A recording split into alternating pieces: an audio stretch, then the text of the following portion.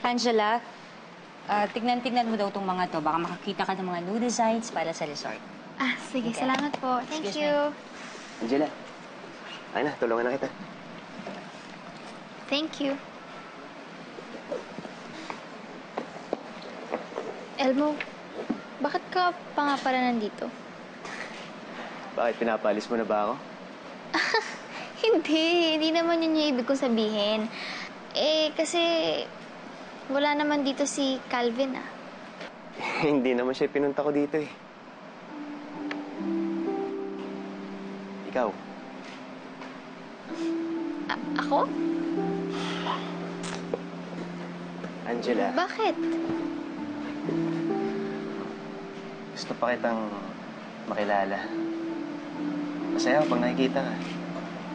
Masaya ako pag kasama kita. Kaya, kung okay lang sa'yo, pwede ba kitang ligawan?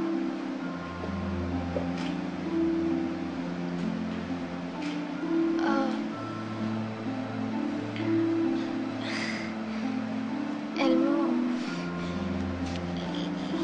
hindi ko alam kung anong isasagot ko. Okay lang yan, Angela.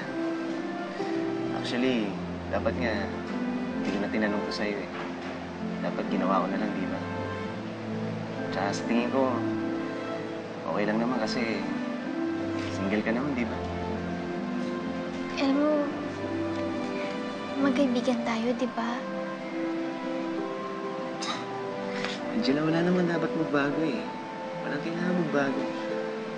Hayaan mo lang ako na masayahin kita.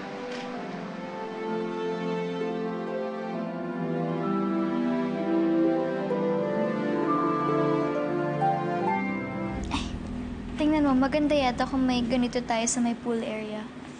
Ganda yan. Diba? Pwede to, sama mo na din yung mga ganyan-ganyan. Ang homey lang.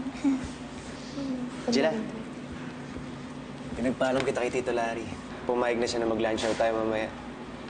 Okay lang ba sa'yo? Oo naman. Good. Sige, maghihintay na lang muna ako sa office niyo para hindi naman ako makaistorbo dito. Sige, Myla.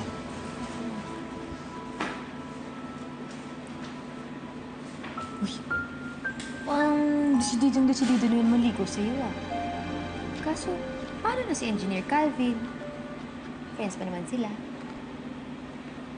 Sa bagay, may clear na naman siya. Kaya, you have my blessing. Paligaw ka na dyan. Ikaw naman, may pa-blessing-blessing ka pang nalalaman dyan, ha? Siyempre naman, no, kaya ikaw, pumayag ka na din, no? Grabe, hayaan mo na kaya siya magpasaya sa'yo, no? Sa tindi ng pinagdaanan mo, nako, deserve mo ng maganda at bagong love life. Enjoy ka sa lunch mo mamaya, ah.